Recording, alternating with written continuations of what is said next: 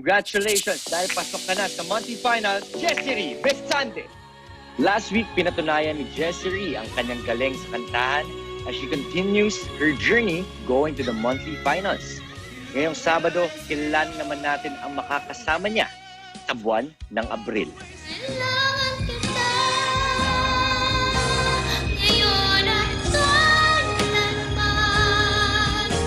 We had an exchange of hearts. This is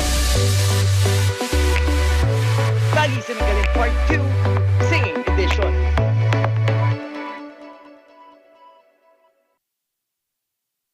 Tawagin na natin ang pinakagwapo, napakagwapo, ladies and gentlemen. Let us all welcome Victor Wood!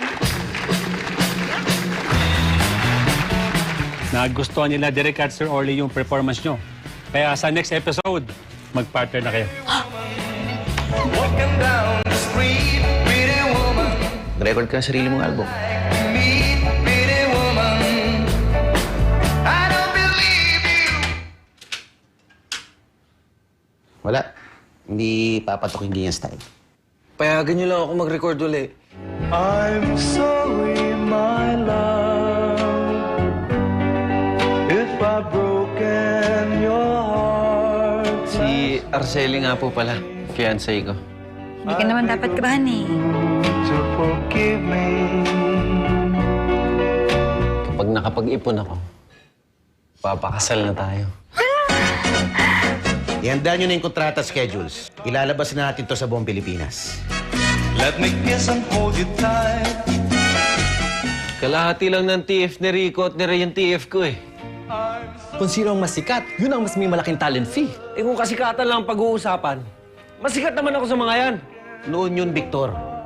Pero hindi mo inilagaan. Kaya kong bumangon kahit wala ka. My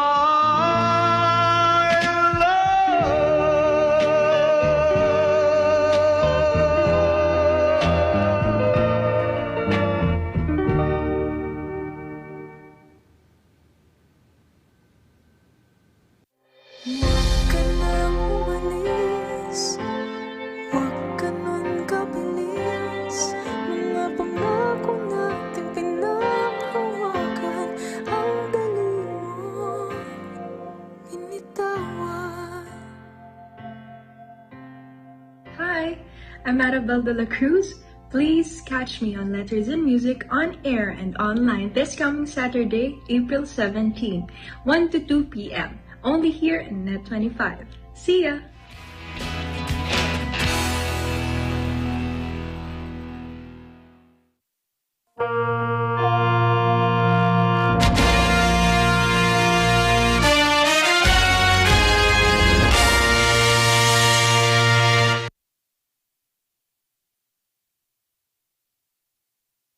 This program is supported by PMEG Premium at Protect Plus Gold. Sama-sama sa laban, walang iwanan.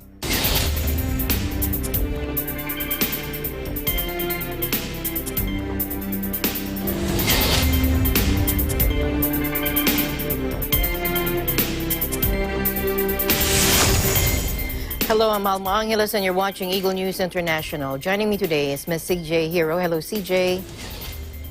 Hello, Alma, and good evening to everyone watching the news. Here are tonight's headlines.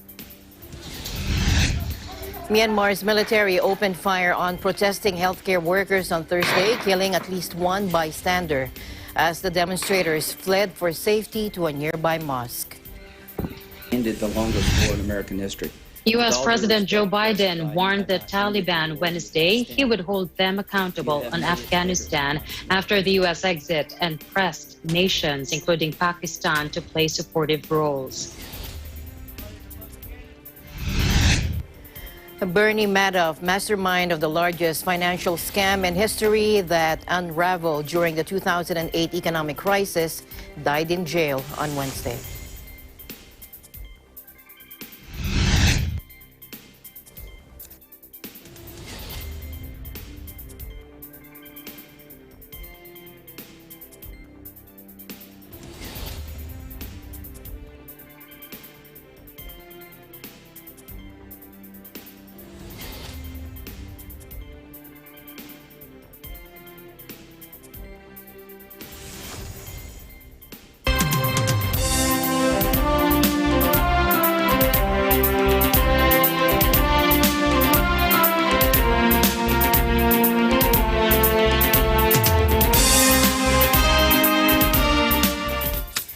Myanmar's military opened fire on protesting healthcare workers on Thursday, killing at least one bystander as the demonstrators fled for safety to a nearby mosque. Myanmar's second-largest city of Mandalay, a demonstration by medical workers turned violent when soldiers opened fire on them, sending them running to the mosque. A 30-year-old man who lived in the compound was shot dead and at least 2 others were injured, according to a doctor who treated the wounded. A medic who participated in the protest said he saw the arrest of 6 nurses and doctors during the crackdown. Myanmar's healthcare workers have been at the forefront of a nationwide civil disobedience movement, refusing to return to work under a military regime, which has left the country's hospitals unstaffed during a pandemic. Civil servants from other sectors have followed suit, bringing the operation of the country's banks, schools, railway operations and businesses to a halt. The junta has tried to force people back to work. And on Thursday, state-run media reported that at least 20 doctors participating in the movement will be charged for attempting to deteriorate peace and stability. So far, more than 700 civilians have been killed in anti-coup unrest, according to a local monitoring group, and more than 3,000 have been detained.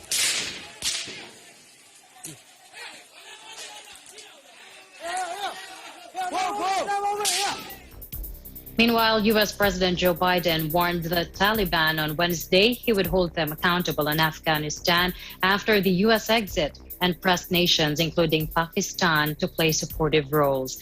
Biden, while saying the United States has accomplished its mission, saluted the efforts of the Afghan government and promised to maintain support.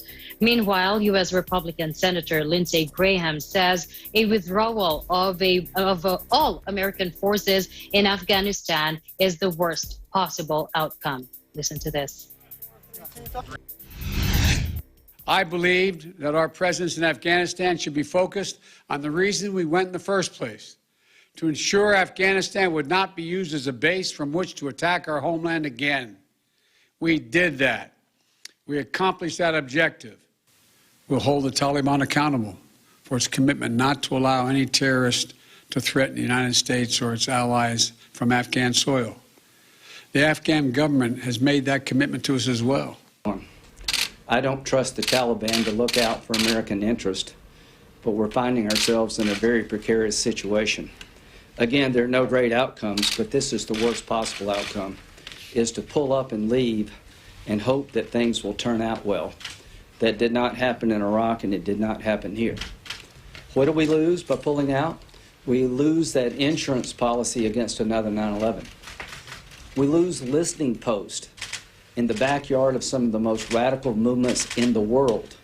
Afghanistan has been a platform where we can monitor what's going on in Iran and other places. We lose all that. What do we gain? We gain the idea that the war is now over and Joe Biden ended the longest war in American history. With all due respect to President Biden, you have not ended the war, you have extended it. You have made it bigger, not smaller. Notably not naming Iran, Biden said that the countries in the region have a significant stake in the stable future of Afghanistan. Pakistan is the historic backer of the Taliban, whose 1996 to 2001 regime was ousted by a U.S. invasion following the September 11 attacks. Under an agreement negotiated by former President Donald Trump's administration, the Taliban promised not to give sanctuary to Al-Qaeda or other foreign extremists, the original reason for the 2001 invasion. Dubbed the Forever War, the U.S. military onslaught in Afghanistan began in response to the September 11, 2001 attacks against the United States. Now, 20 years later, after almost 2,400 U.S. military and tens of thousands of Afghan deaths, Biden named September 11 as the deadline by which the last U.S. soldiers will have finally departed.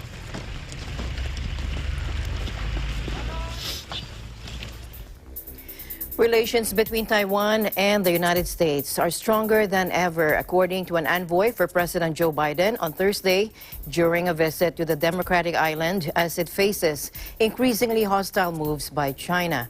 Former Senator Christopher Dodd and former Deputy Secretaries of State Richard Armitage and James Steinberg were asked by President Biden to travel to Taipei this week in the first such delegation since the new U.S. administration came to power. Take a look. You will find the Biden administration, Madam President, to be a reliable, trusted friend. And I'm confident this administration will help you expand your international space and support your investments in self-defense. 借这个机会，我要感谢拜登政府多次重申台海和平稳定的重要性。我们看到近来中国频繁派遣军舰以及军机在周边海空域进行军事活动，这不仅改变印太的地区的现状，也威胁区域的和平稳定。 Meanwhile, a record 25 Chinese military jets and bombers breached Taiwan's defense zone on Monday, just ahead of this visit, which Beijing condemned. The exercises have rattled senior U.S. military figures who have publicly warned policymakers in recent weeks that Beijing may be considering an invasion.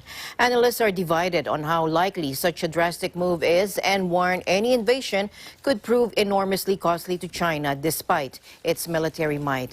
Taiwan's 23 million people live under the constant threat of invasion by China, which uses diplomatic, economic, and military pressure to keep the island isolated on the world stage.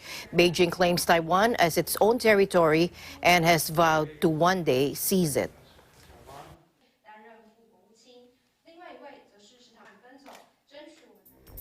Meanwhile, Hong Kong holds a National Security Education Day, the first since the security laws imposition last year, with activities across the city to burnish the security forces and outline the threats China perceives in Hong Kong. Watch this.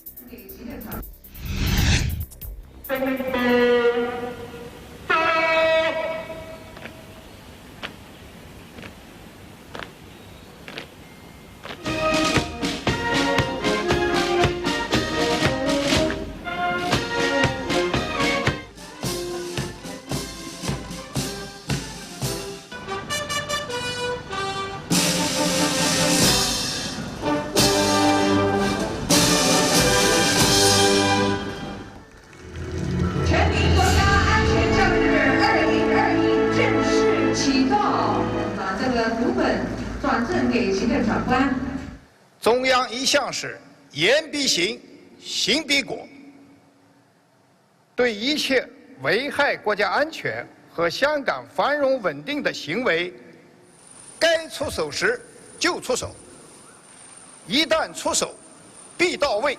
属硬对抗，就依法打击；属软对抗，就依法归管。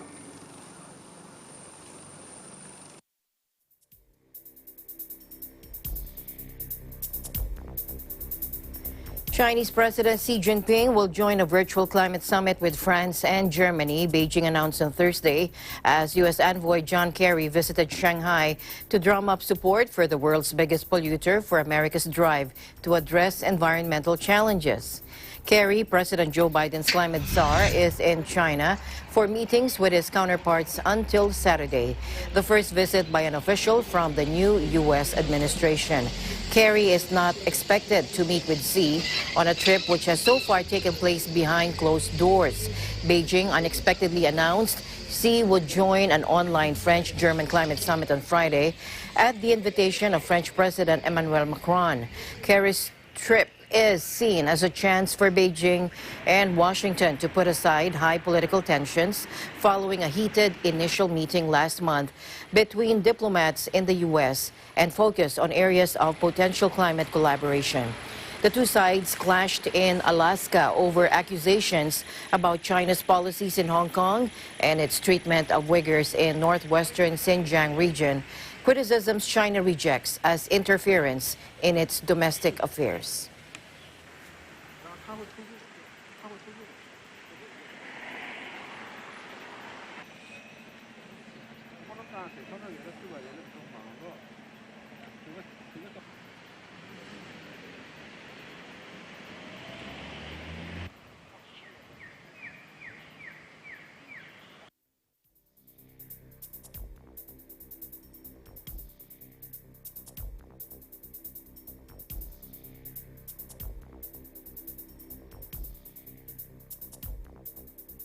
Now, a pause on all U.S. vaccinations with the Johnson & Johnson COVID shot will continue for at least another week after members of a government-convened expert panel said Wednesday they needed more time to assess its possible links to a clotting disorder. We have Eliza Gonzalez Mugnikmot of our Washington, D.C. Bureau with that report. Eliza.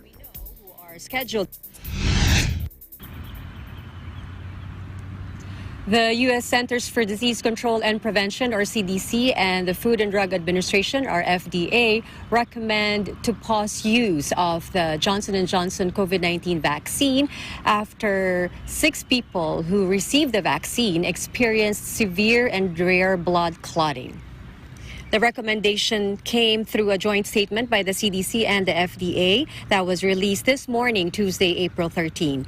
The impact of this recommendation was immediately felt. Those we know who are scheduled to get the Johnson & Johnson vaccine through a national pharmacy chain received a call about 30 minutes after the CDC's announcement. The pharmacy said appointments will be canceled and will contact these individuals with further information. According to the joint statement, all 6 reported cases occurred among women between the ages of 18 and 48. Symptoms occurred 16 to 13 days after vaccination. The blood clots were seen in combination with low levels of blood platelets and requires a treatment different from ones typically administered. Although the CDC said the clotting was extremely rare, they recommended the pause in the distribution of the vaccine out of an abundance of caution. The stoppage also gives healthcare providers time to be aware of proper recognition and treatment of the blood clots. On the heels of the recommendation of health authorities, Johnson & Johnson also released a statement this morning. The company said they decided to proactively delay the rollout of the vaccine in Europe.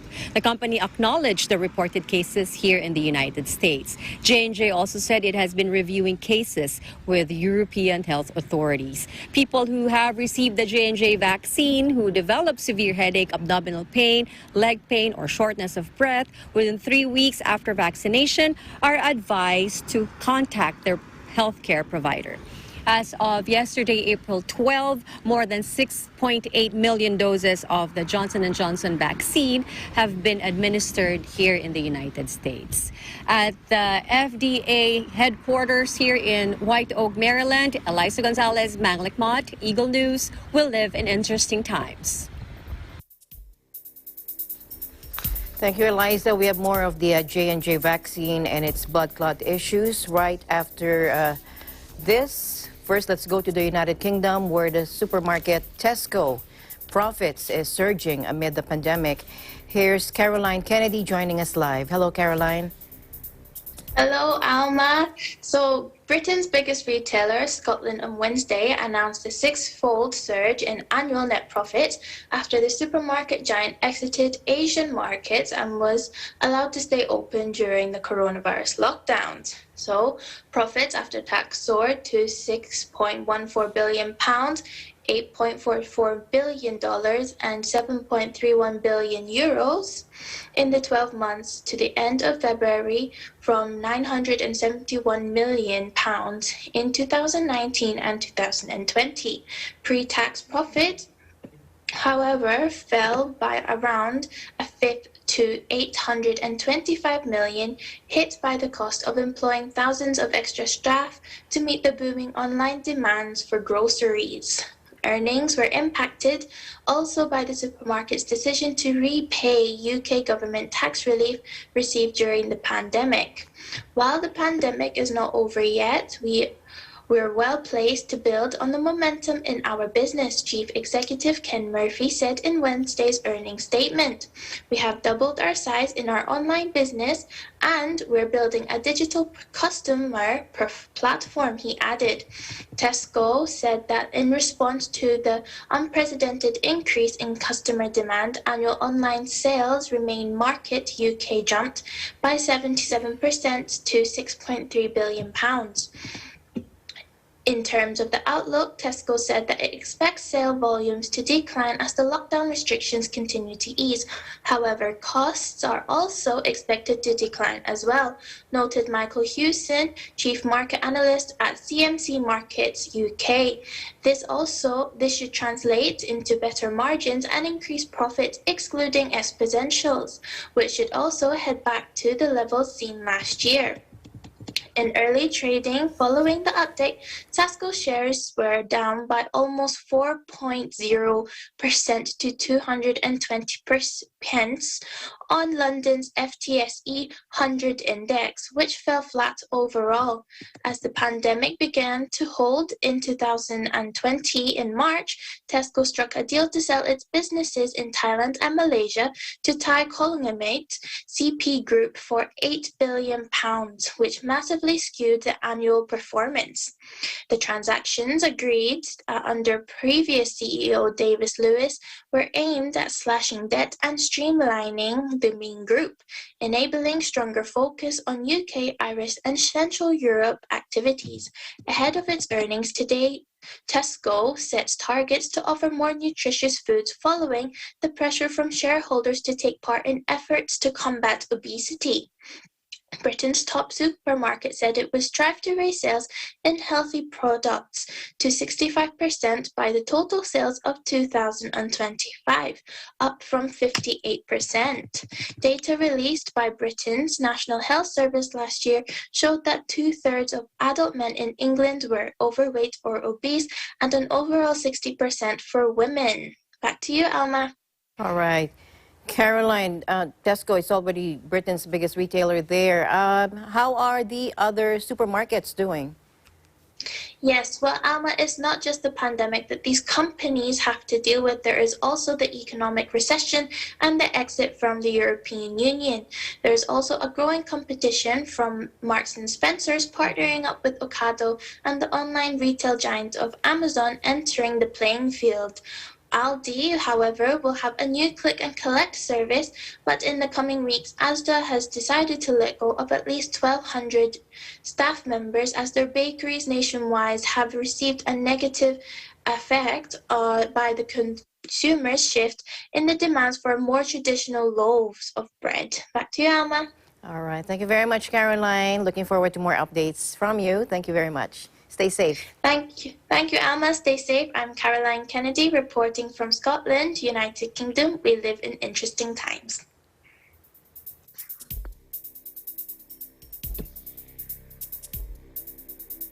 Back to the U.S. now, where health authorities recommended pausing the Johnson & Johnson COVID shot over blood clot fears. Rochelle Walensky, CDC Director, explains why, and Dr. Anthony Fauci, Director of the National Institute of Allergy and Infectious Diseases, tackles the issue of vaccination hesitancy. Let's listen in. CDC and FDA were alerted to 6 cases of rare types of blood clots called cerebral venous sinus thrombosis that occurred in combination with low levels of platelets, or a condition known as thrombocytopenia. 2 individuals with these blood clots also had clots in their abdominal cavity, or the veins of their gastrointestinal tract. The cases were reported to the Vaccine Adverse Events Reporting Systems, known as VAERS, which is a system that CDC and FDA co-manage to serve as an early warning system to monitor the safety of vaccines. All 6 individuals with these clots were women between the ages of 18 and 48, and their symptoms presented 6 to 13 days after they were vaccinated with the Johnson & Johnson vaccine. These reports of cerebral venous sinus thrombosis and thrombocytopenia are similar to reports of thrombotic events with thrombocytopenia seen in Europe after vaccination with the AstraZeneca vaccine. In the European cases, both men and women presented with the blood clots, though they were more frequent in women. The AstraZeneca and Johnson & Johnson vaccines both use an adenovirus vector.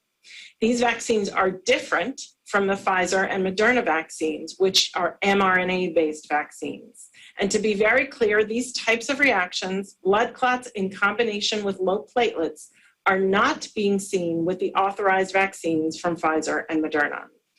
CDC and FDA are working rapidly to investigate each case and understand whether there is a causal relationship between these blood clots and vaccine administration.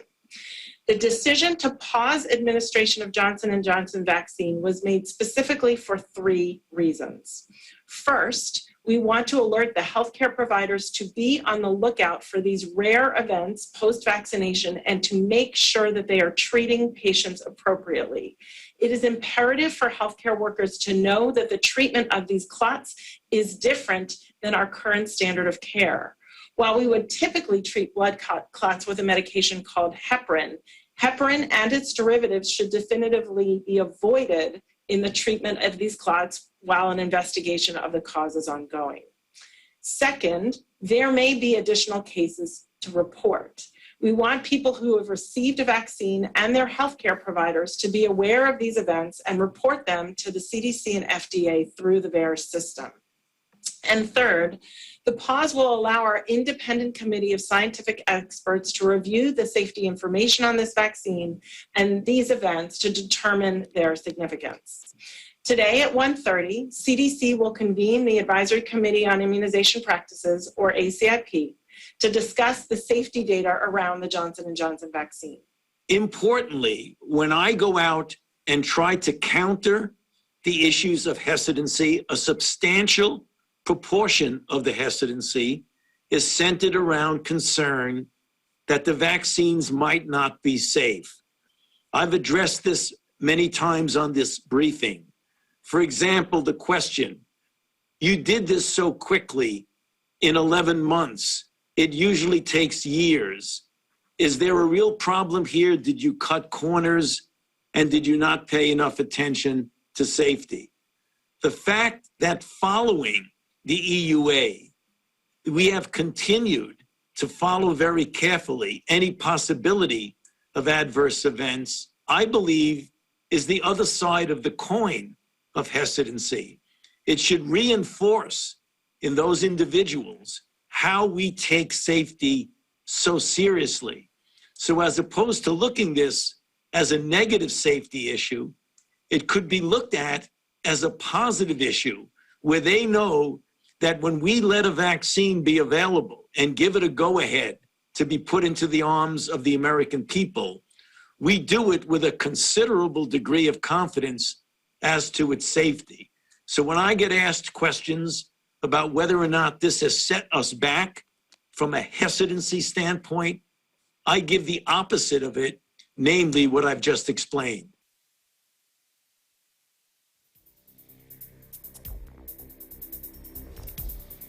Meanwhile, Denmark on Wednesday announced it would stop using the AstraZeneca COVID-19 vaccine altogether, and becoming the first European country to do so over suspected rare but serious side effects. Again, let's listen in. We suspended the use of AstraZeneca in Denmark on the 11th of March out of an abundance of caution because of these rare side effects. In the month that has passed, we have intensively investigated this signal with national and international experts. We're now convinced of the plausibility and the causality of this rare syndrome of VITT. It is a very serious case. We also have a risk estimate of 1 in 40,000 of vaccinated. This is new knowledge that we didn't have when we took the AstraZeneca in use. We do agree in Denmark, and the Danish Health Authority, as well as the Danish Medicines Agency, agree completely with the assessment of the European Medicines Agency that potential benefit of AstraZeneca vaccine in combating COVID-19 outweighs the risk of this vaccine. In a different situation, I would not hesitate to use the AstraZeneca vaccine in Denmark. So we are retaining the possibility of using AstraZeneca in Denmark. Denmark was the first country in Europe to suspend the use of the jab.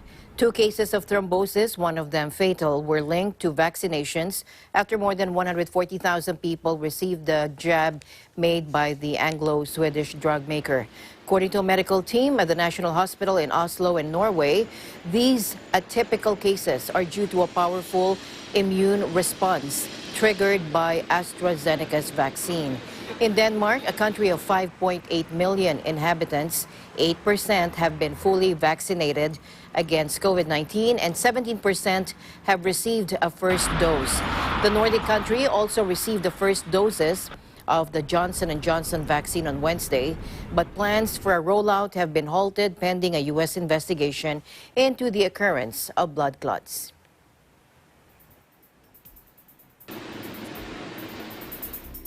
Meanwhile, European Commission President Ursula von der Leyen announces the EU will soon receive 50 million doses of the BioNTech Pfizer vaccine, initially expected at the end of this year, as AstraZeneca and Johnson & Johnson face setbacks over blood clot links. Watch this.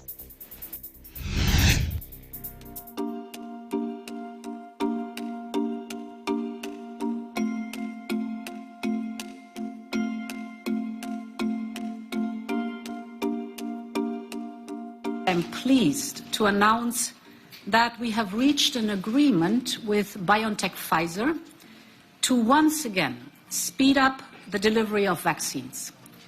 50 million additional doses of BioNTech Pfizer vaccines will be delivered in Q2 beginning in April.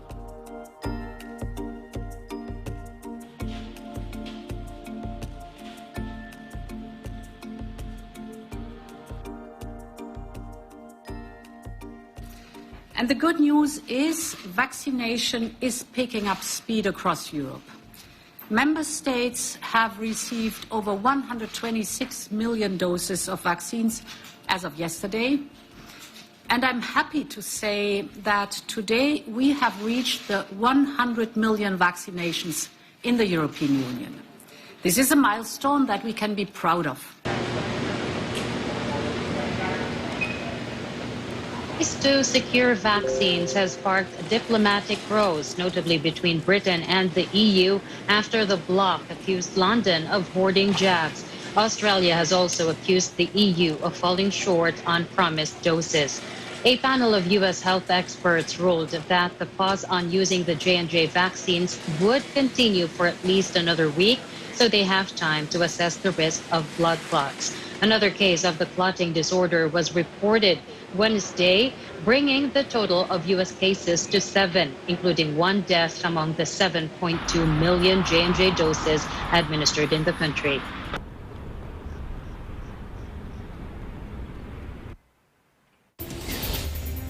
And the news continues here on Eagle News. We'll be right back.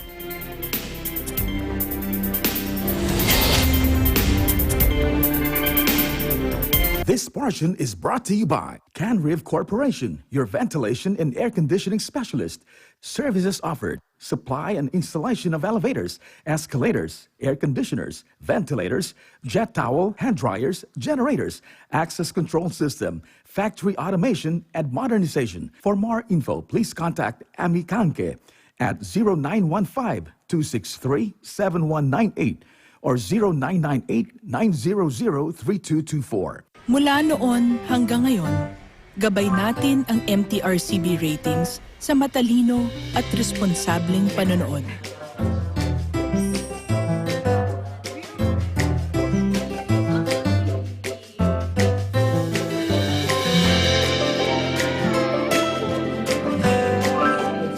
Sa tamang pagsunod sa MTRCB ratings, ginagawa nating ligtas at makabuluhan ang panonood ng bawat miyembro ng pamilyang Pilipino.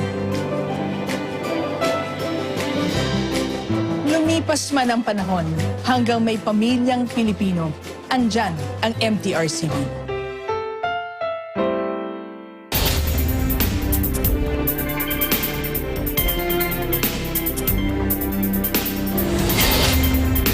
India's huge coronavirus second wave accelerated on Thursday with a record number of infections reported.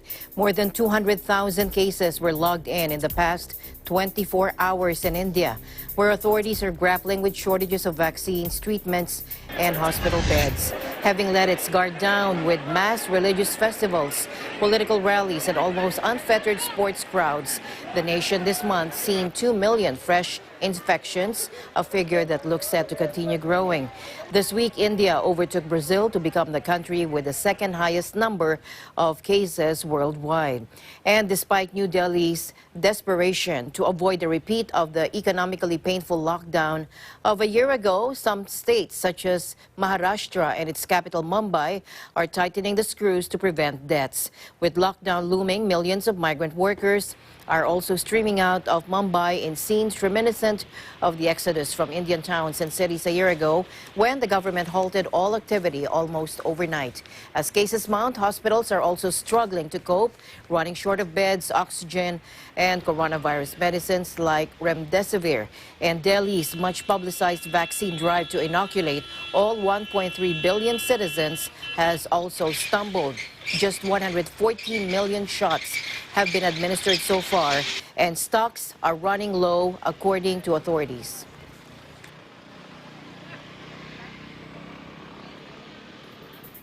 Now, elsewhere in Asia, storm clouds were once again gathering over the Tokyo Olympics. Top politician Toshiro Nikai, the ruling party's #2, said the games must be canceled without hesitation if the virus situation is too severe. Although officials were quick to dismiss Nikai's remarks, public opinion is turning against the event, with towns canceling torch events as the nation worries over a fourth wave of infections. A year after their historic postponement, the 2020 Olympics remain beset by pandemic problems, with parts of the torch relay forced behind closed doors and public support consistently low. Organizers and Olympic officials insist the games will go ahead safely, but Nikai said Thursday that all options were on the table. Record numbers of cases have been reported in Osaka in recent days, and the government has been forced to authorize new restrictions just weeks after lifting a virus state of emergency. The surge has already forced the Olympic torch relay off public roads in Osaka, and a city in western Japan also announced Wednesday that it would cancel the public event.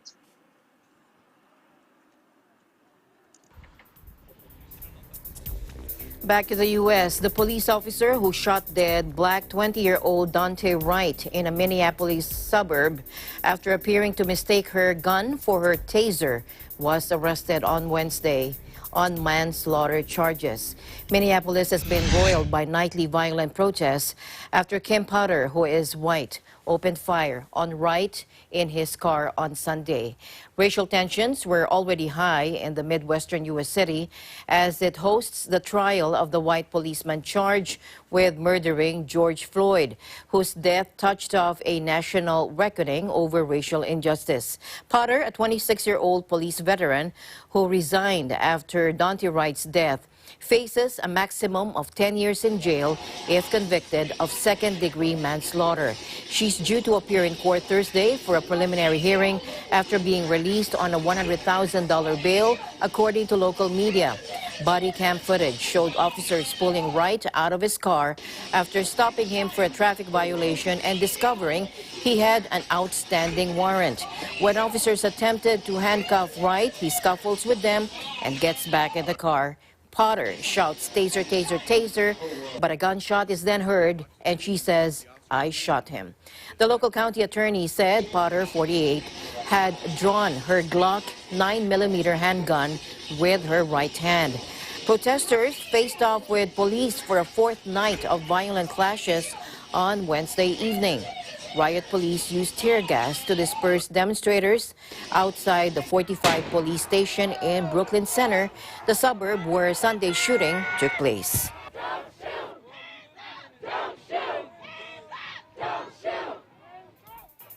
In other news, President Vladimir Putin says he has received the second dose of the vaccine against the coronavirus.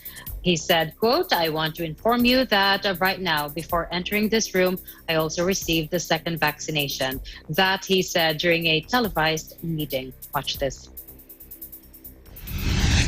Я вот хочу вас проинформировать, что вот прямо сейчас, перед тем, как зайти в этот зал, я тоже сделал вторую прививку. И надеюсь, что все будет хорошо. Ну, даже не то, что надеюсь, уверен.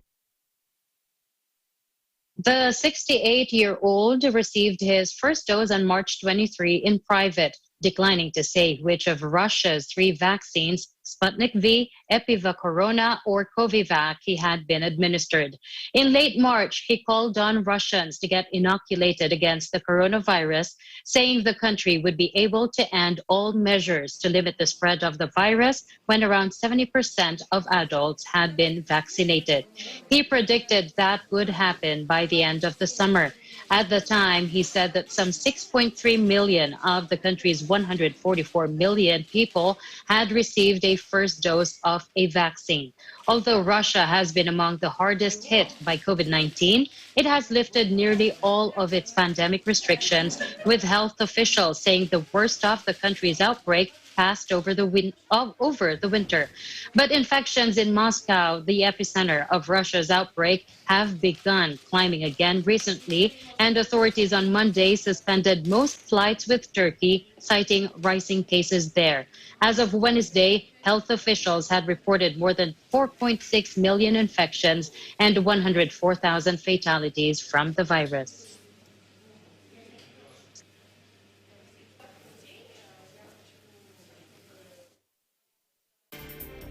Eagle News will be back with more updates. Please don't go away.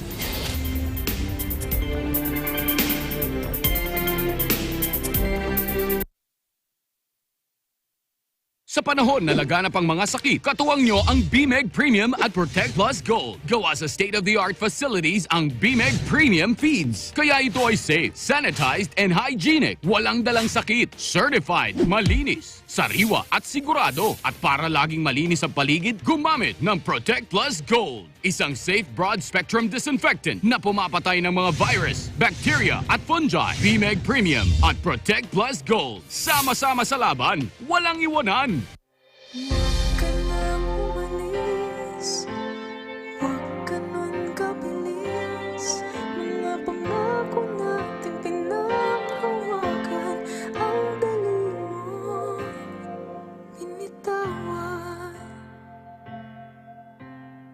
Hi, I'm Arabelle de la Cruz. Please catch me on Letters in Music on air and online this coming Saturday, April 17, 1 to 2 p.m. Only here in Net 25. See ya!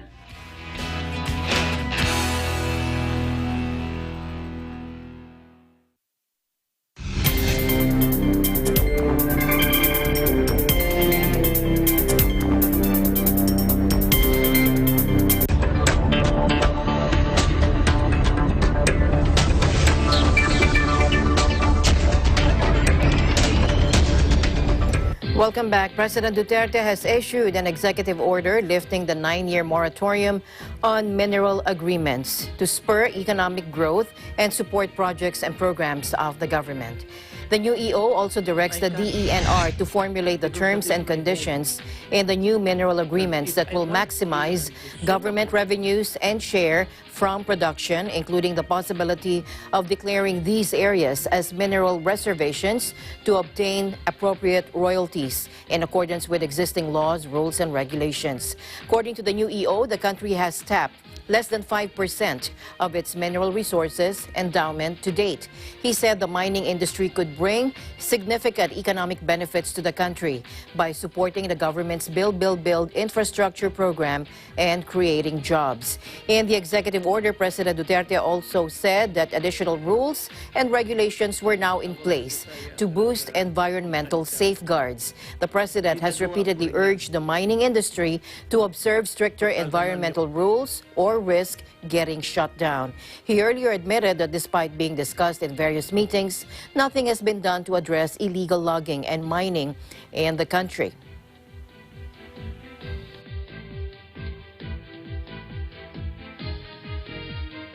Staying here in the Philippines, the Light Rail Transit Line 2 or LRT2 will temporarily shorten its operating hours beginning Saturday until the end of April due to the increasing number of coronavirus or COVID-19 infections among its frontline personnel.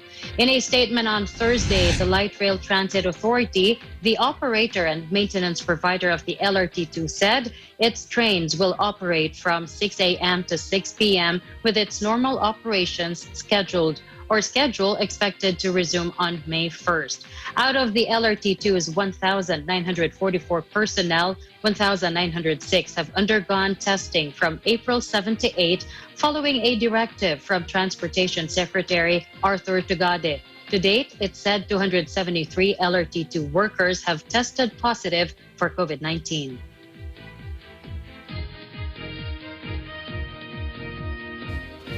And staying in the country, the Department of Trade and Industry has estimated that the country lost 1% of GDP during the 2-week ECQ or Enhanced Community Quarantine in the National Capital Region and the 4 nearby provinces. Let's take a look. Estimate po ay mga around, for the 2 weeks, ay around 1% ng ating GDP.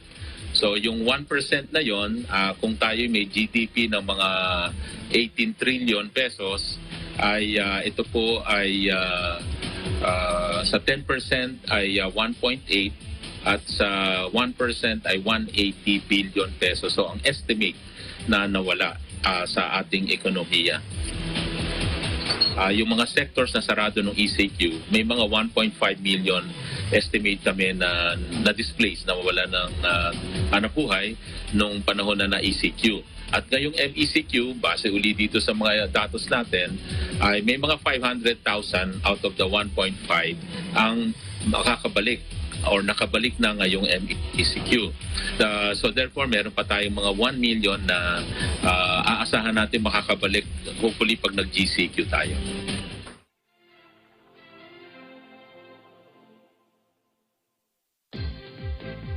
European economies need an extra push of financial support this year and next to overcome the long-term impacts of the COVID-19 crisis. That according to Alfred Kammer, Director of the International Monetary Fund's European Department. Watch this. Now, late 2021 and 2022, we are suggesting an extra push and an extra effort, because that, in the end, is going to determine whether we are going to successfully limit the permanent output losses, whether they will be larger than we forecast or whether they will be less than we forecast. We are saying if a concerted effort can be made, we can actually reduce these permanent output losses, which we forecast at 1.5%, and that would be hugely beneficial for everybody. The sooner the better, and further delays should be avoided. But we are talking about an investment package, an investment program. And part of that investment program was also the preparation by countries. They needed to prepare the projects, they needed to make sure that the governance structures are in place, and they want to make sure that the money is well spent in order to achieve these outcomes. I think what is very important to also work on is social cohesion and the social contract. When we are looking at this crisis, this pandemic has affected most the youth, women, low-skilled workers. Those are have much larger representation in the contact-intensive sectors, which have been particularly hit hard. A slower recovery could create social unrest and more medium-term scarring of economies if the crisis lingers. The IMF report warned, and policymakers need to continue to provide emergency support to households and firms.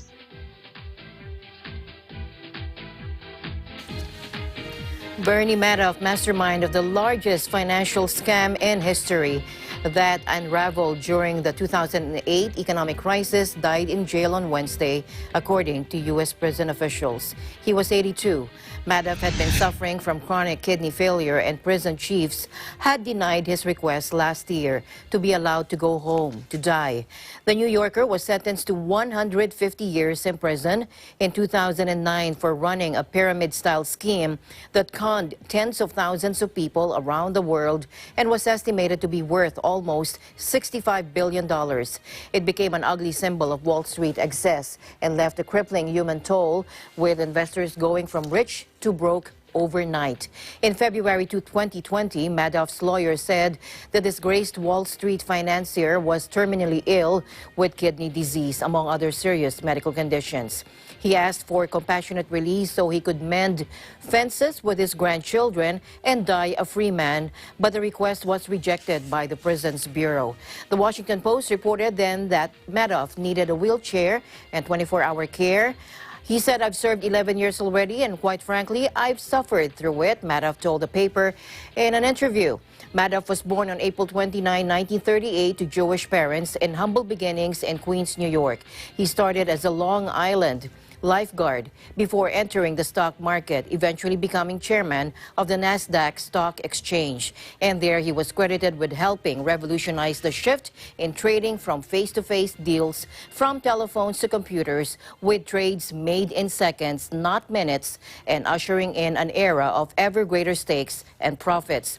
Returns of around 10%, with occasional surges a great deal higher, came in so regularly that rich individuals, endowments, and supposedly expert banks lined up to give him money between the 1970s and 2000s. But in reality, he was running a shell pyramid or Ponzi scheme where new clients' capital was stolen to pay off existing clients and create the illusion of returns until it collapsed. All the while, he was living a life of luxury, owning several palatial homes, a Manhattan apartment, yachts, and a private plane.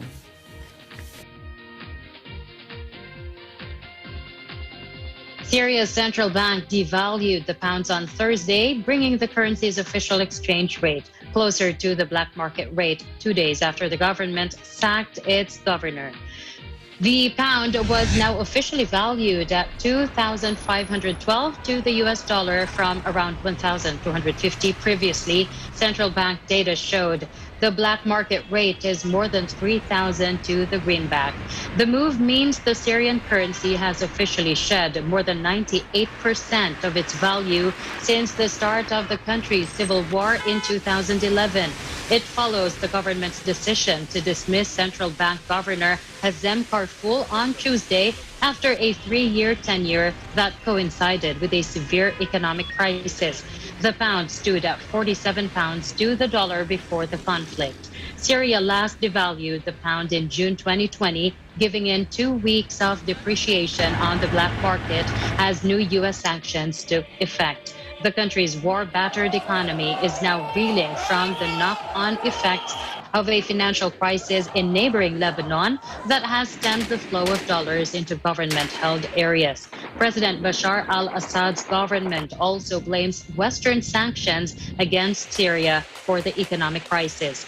The economic crunch has plunged millions into food insecurity nationwide, as food has over the years become 33 times more expensive than before the war, according to UN figures.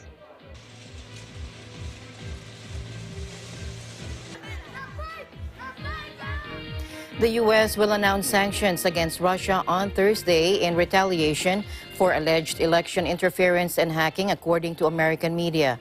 Tensions have escalated between the two countries in recent months over a raft of issues, most recently over Russia amassing troops on its border with Ukraine. The sanctions will affect more than 30 Russian entities and will include expelling more than 10 Russians from the U.S., including diplomats. The Wall Street Journal reported this, citing sources.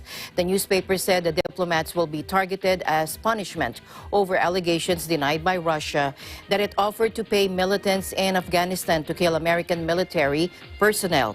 The executive order will also expand an existing ban on U.S. banks trading in Russian government debt.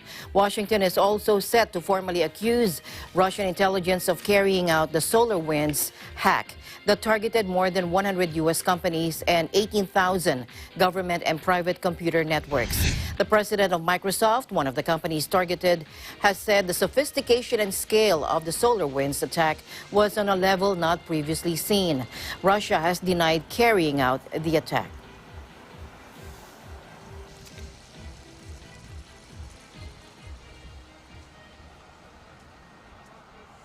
Indian salt farmers work day in, day out for 8 months a year to extract salt from handmade wells in a sparse corner of the western Gujarat state. A ton of salt crystals fetches only 300 rupees, or about $4. But unpredictable rainfall, rising temperatures, and frequent dust storms have slashed yields and made it harder for salt farmers. Watch this.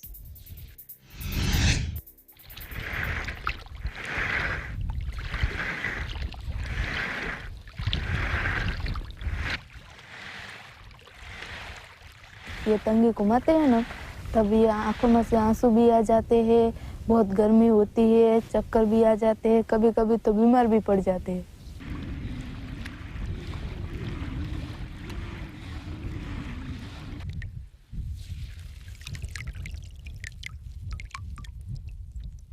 हम अक्टूबर महीने में आते हैं और ये काम शुरू करते हैं, तो ये सॉल्ट पैन बारिश की वजह से ख़त्म हो जाते हैं, तो हम बांधते हैं उसको, फिर से रिपेयर करते हैं। इसमें 2 महीना लग जाता है और उसके बाद पानी भरने के बाद नंगे पैर पगड़ी देनी पड़ती है, रूलर पे रहना पड़ता है। उसके बाद हम जब पानी भरते हैं तो 1 महीने के बाद ये हम इसको काटते हैं, तरी बनती है और इसमें से चूरा बन जाता है और धीरे धीरे लकड़ी की कंघी हर रोज घुमाते हैं जब खेतों में हल चलाता है। इस तरह तो वो बढ़ता जा रहा है नमक, धीरे धीरे धीरे धीरे वो 5 महीना का नमक अलग होता है और मार्च महीने में खत्म हो जाता है।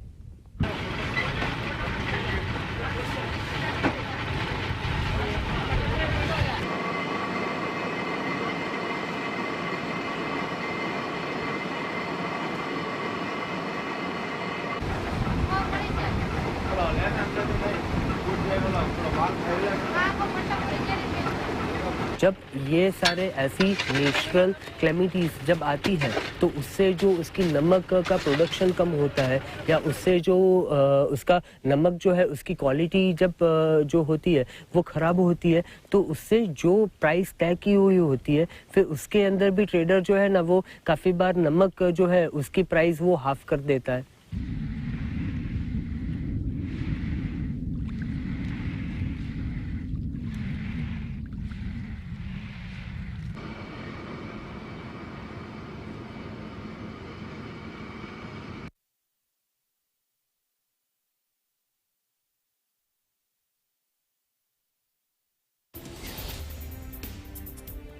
How I wish we didn't end the news on a sad note, but that's all the time we have for today.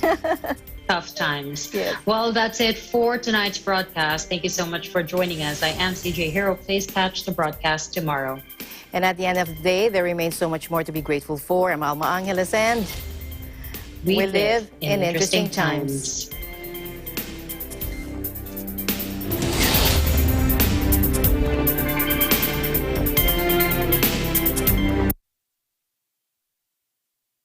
This program is supported by BMEG Premium at Protect Plus Gold. Sama-sama sa laban, walang iwanan.